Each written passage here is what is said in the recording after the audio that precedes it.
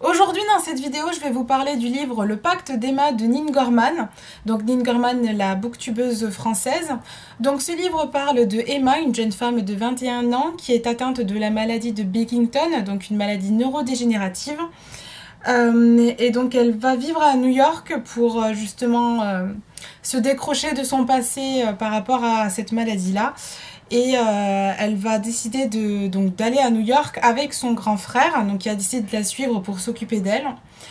Et à partir de là, elle va essayer, entre guillemets, de vivre son rêve, de vivre malgré sa maladie, entre guillemets, avant qu'il soit trop tard.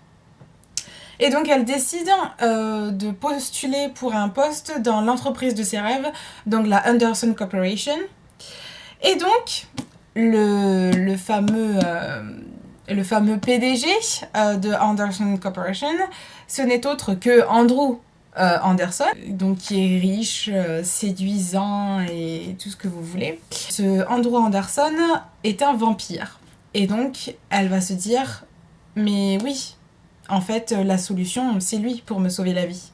Ce qui m'a fait l'acheter, c'est la bande-annonce. Alors la bande-annonce, le début de la bande-annonce m'a fait penser à 50 nuances degrés. C'est exactement le début. J'ai trouvé que c'était un copier-coller de la bande-annonce du premier film 50 nuances degrés. Je me suis dit non, elle nous a pas fait un remake de 50 nuances quand même.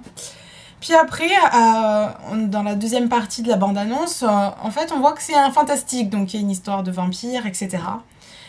Donc je me suis dit, bon, mais c'est un fantastique, donc je vais l'acheter. Ce que j'en ai pensé de cette lecture, alors oui, il y a des clichés.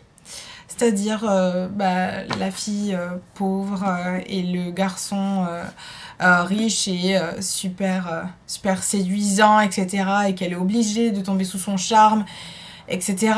On a ce cliché aussi entre guillemets, du méchant vampire qui est sanguinaire et sans cœur, et au final mystérieusement, super rapidement il tombe follement amoureux de cette fille, et c'est cette fille qui va tout changer. Donc on retrouve un petit peu ces mêmes clichés. Mais j'ai eu l'impression dans le personnage de Andrew Anderson de reconnaître trois personnages. Donc Damon de Vampire Diaries, Eric de True Blood, et ensuite Christian de 50 nuances degrés. Dans sa personnalité, etc. Même un des personnages m'a fait penser aussi à Stéphane de Vampire Diaries.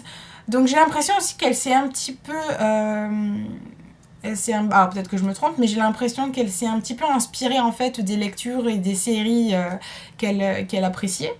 Ce qui n'est pas commun dans ce livre, c'est le fait que la fille soit malade en fait, et que ce soit une maladie incurable.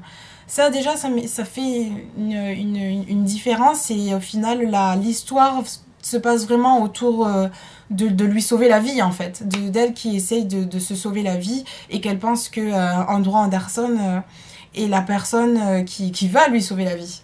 Ensuite, ce que j'en ai pensé de cette romance entre les deux personnages, elle va extrêmement vite. C'est-à-dire qu'un coup il est super méchant, il l'ignore à donf. Et puis il suffit de tac, un moment comme ça, une nuit. Et là le mec est super doux, super gentil et super amoureux. Enfin on se dit, ah ouais, comme ça d'un coup, ok. Mais là où elle s'est vraiment démarquée, c'est la fin. La fin, mais... J'avais déjà entendu plusieurs critiques sur le livre qui disaient que oui, alors le début c'est un petit peu cliché, etc. Mais que la fin, on ne s'y attendait absolument pas. Et effectivement, on ne s'y attend absolument pas. C'est même pas... c'est inimaginable, en fait. Vraiment, je m'attendais vraiment pas à cette fin. Et c'est là vraiment où elle se démarque dans l'histoire. Et c'est vraiment, en fait, la fin, ce retournement de situation à laquelle on peut pas penser, en fait, qui fait qu'on a envie de lire la suite. Et donc là, maintenant, j'ai juste super hâte de lire la suite. Parce que, waouh!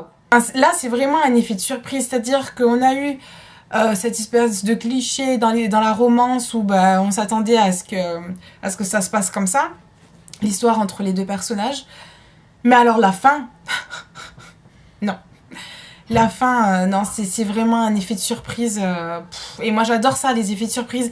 Quand à la fin, on te fait une surprise et tu t'y attendais, mais tellement pas. Moi, c'est ce que je préfère dans les livres. Donc, ce livre, je vous le conseille si vous êtes amateur de romance. C'est une lecture simple. C'est une lecture qui se lit très très vite aussi. Il y a une petite touche d'originalité avec le fait que le personnage soit malade, que ça tourne quand même essentiellement autour de sa maladie. En fait, on vit ce qu'elle traverse et surtout pour le dénouement choc en fait. C'est vraiment, si vous aimez la surprise autant que moi à la fin, je pense que ce livre est clairement fait pour vous. J'espère vous avoir aidé à vous faire une idée sur la question. Si vous vous posiez la question si vous aimeriez bien le lire ou non. Voilà. À bientôt!